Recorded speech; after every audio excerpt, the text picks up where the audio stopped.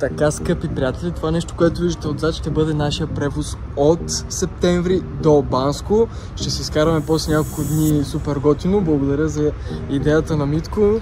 Няколко часа във влака, 4 часа и половина, мисля, че беше до Банско. 4 часа и половина, след тая с готини хора, с добра компания, винаги е весело и готино, така че независимо дали си в самолет, влак, лимузина и каквото и да е било, трябва да се изкарате топ.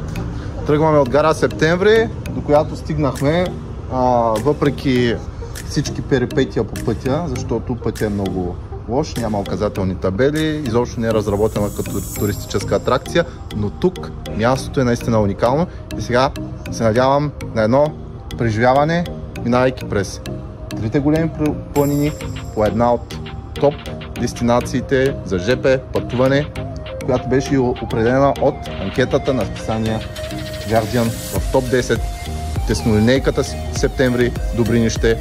След малко ще ви кажем дали ви препоръчваме да я посетите. Ма ние ще ви даваме и кадри от самото пътуване, така че останете до края, за да видите всички красоти и забележителности. Аз не че знам дали ще има красоти, така предполагам, защото България е една уникална, страхотна държава. Айде, до пост! С компанията се качихме в последния вагон на влакчето на гара Септември, натоварвайки целия багаж.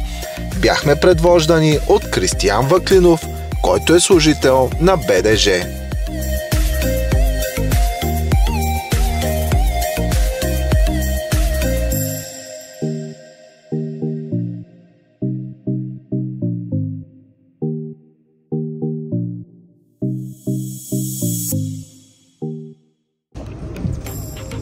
Вятър ли си правиш? Не, нещо не може да се задържи прозореца, да ти кажа. Леко, брат. На магия е това пътуване, добре.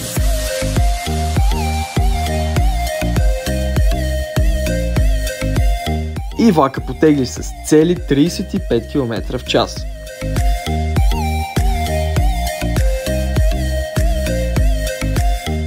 От тук навлизаме в живописния пролом на Чепинска река, притиснат от извисяващите се от двете му страни високи ридове Алабак и Къркария.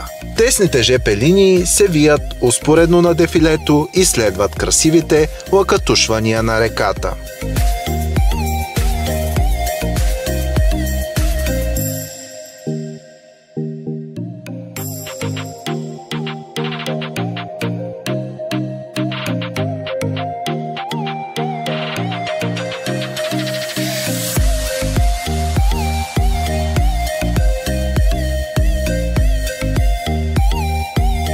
Не останаха на заден план и забавленията по време на пътуването.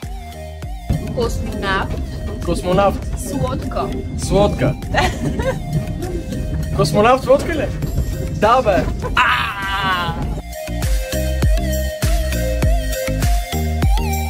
След сложна система от тунели достигаме до гара Аврамово, която е най-високата гара на Балканите и се намира на цели 1287 метра надморска височина.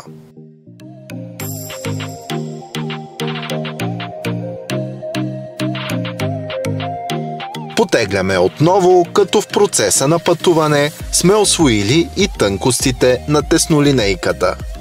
Как да отворите прозорец за теснолинейка? Гледайте са, в 3 прости стъпки. Първо, натискате тук, обаче видите има механизъм, дет сам се дига. След това малко от тази страна натиснете и като закотвите, я е готово, имате въздух.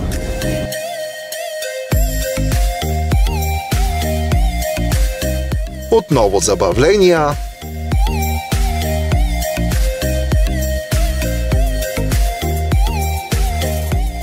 Ето това е преживяване с БДЖ между Белинград и Разлог и дойде и дългоочакваният момент, в който закъсахме с БДЖ. Това е една от атракциите, която предлага държавната железопътна компания.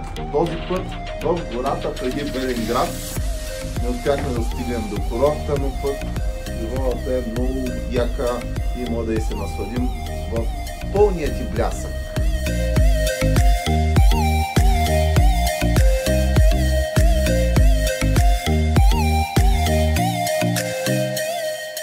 О, да!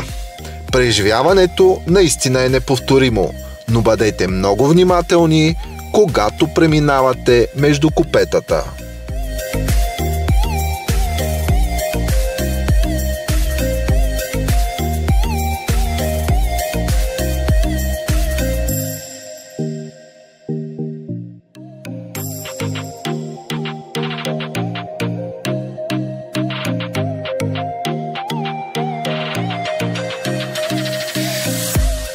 Достигаме гара Якоруда, където обстановката стана доста снежна.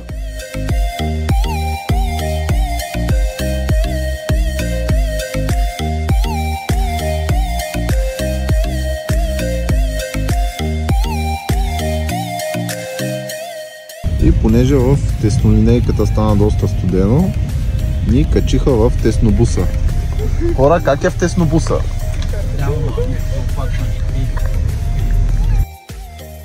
А снежни атракции и тук не липсваха. Определено ви препоръчваме да посетите теснолинейката, а на БДЖ да инвестира много повече в нея.